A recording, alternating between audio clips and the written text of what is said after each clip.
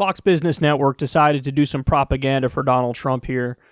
They are going to act like the idea of invading Mexico to fight the drug war, or I should say, escalate the drug war, with a literal invasion of Mexico, they're going to act like that's an awesome idea.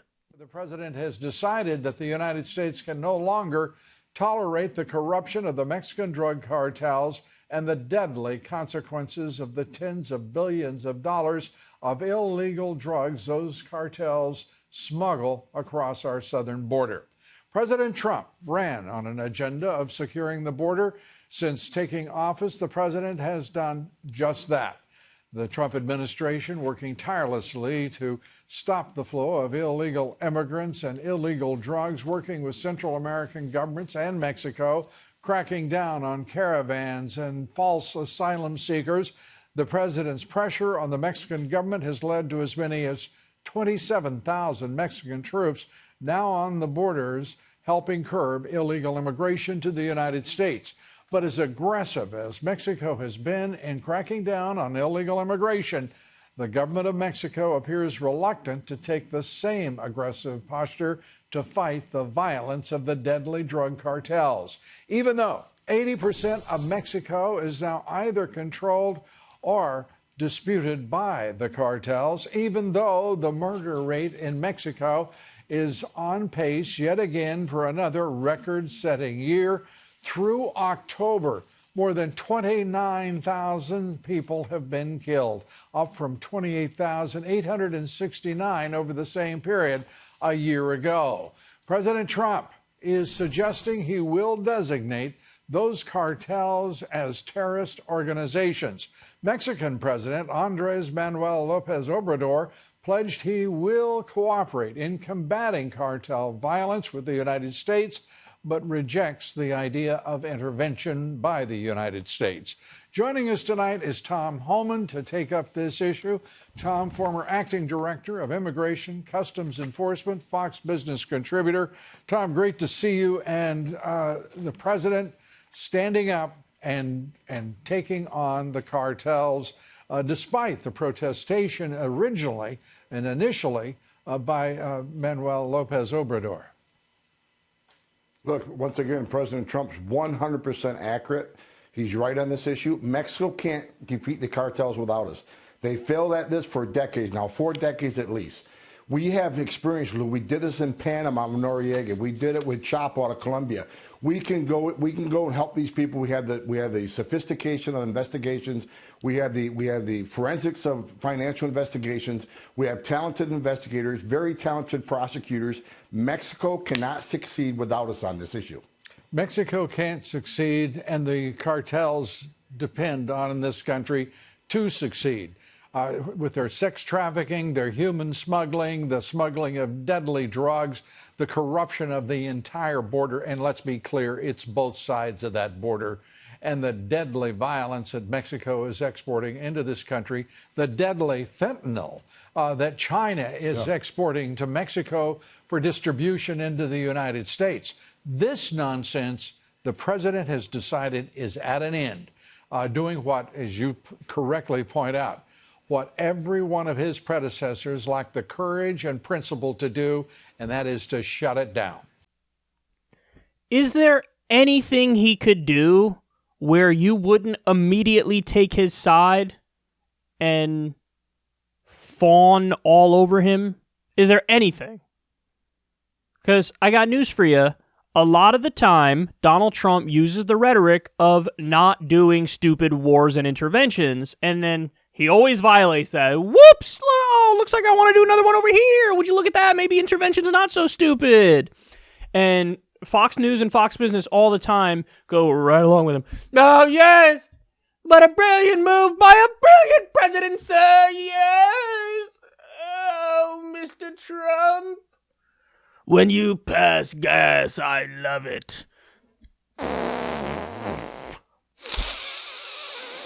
Oh, Mr. Trump, it smells like delicious vanilla ice cream. What a sycophant you are, Lou Dobbs. Okay, listen to what they're saying. they're saying the reason why Trump designated the drug cartels a foreign terrorist organization is so that it opens the door for us to be able to do a literal invasion of Mexico and fight a literal hot war against them and escalate a hot war against them. That's the whole point in designating them a foreign terrorist organization. So make no mistake about it. This is laying the groundwork for a literal invasion and another boots-on-the-ground war. That's what this is about. And they're saying it's a good idea. And the guest has the nerve to say, well, I mean, they can't defeat the drug cartels without us. If only we had been directly involved in, say, a war on drugs for the past, I don't know, few decades. We've been waging a war on drugs. This is the exact approach we've taken. Now, Trump wants to take the next step, which is literal boots-on-the-ground military invasion into Mexico. But outside of that, it has been nothing but, oh, everything looks like a nail and I have a hammer. So it's been a militaristic approach for decades now. And the drug cartels are more powerful than they've ever been. Guys, we just caught El Chapo not that long ago. And the drug cartels are still more powerful and worse than they've ever been. Your whole strategy is dead wrong. And no matter how much you cheer Trump on like a cheerleader, like the little sycophant you are, that's not going to change the reality of the situation.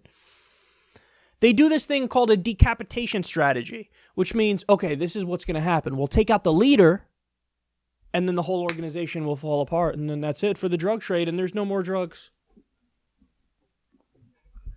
Except that doesn't happen. You take out the main guy, the drug cartel gets splintered, fractionalized, and then you have people fighting in the street to determine who's going to be the next drug kingpin.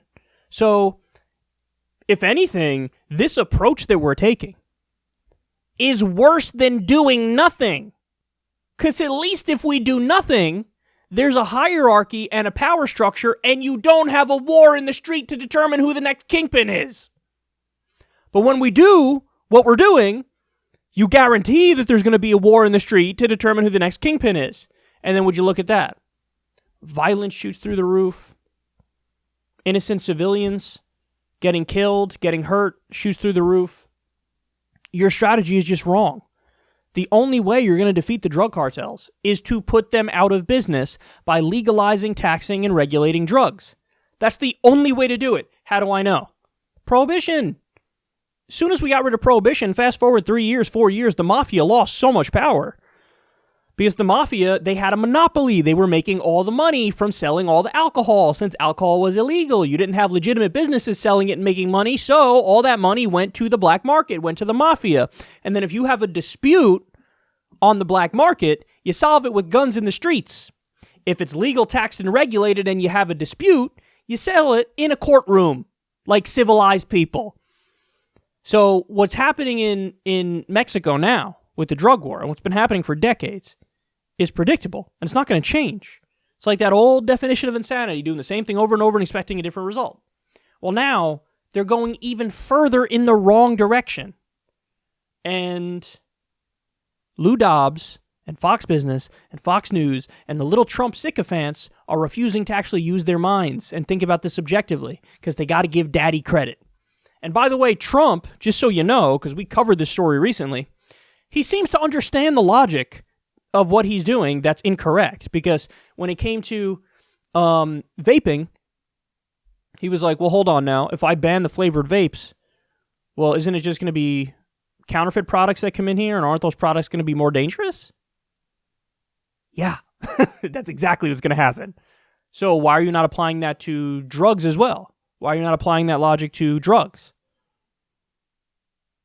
Do you not understand that there are more societal ills that come about as a result of it being illegal and pushed underground? You criminalize it. You put people behind bars. If they're selling it, if they're addicted to it, why isn't that treated like a medical issue, like it should be? Why don't you allow people a legalized, taxed, and regulated product to make sure it's safe and not counterfeit and not connected to the drug cartels on the black market? It's just so amazing. Like, nobody should take these guys seriously because their role is to play for a team. That's what you're watching right there. That's what you see right there. Now, when you come to this show, I'll go after everybody. I'll just tell you what I think. Sometimes I'm going after Democrats. Sometimes I'm going after Republicans. I'm giving you what I think about it. Lou Dobbs is not giving you what he thinks on any issue. Lou Dobbs is just saying what he thinks he's supposed to say, playing the role of Trump defender, Trump sycophant. And it's embarrassing. And if you can't see it, I don't know what to tell you. Now, I guarantee you this. The next time Donald Trump goes out there and he says something that's anti-war, anti-intervention in a certain context, Lou Dobbs will give it credit. And if you point out to him, hey, man, that's a contradiction. You're in favor of a militaristic approach here and here. You're in favor of a non-militaristic approach here and here. What are your principles here? What's your ideology? What's your philosophy? What's underpinning the way you're acting here? His response? Whatever Trump does, I like. Well, that's why nobody should take you seriously.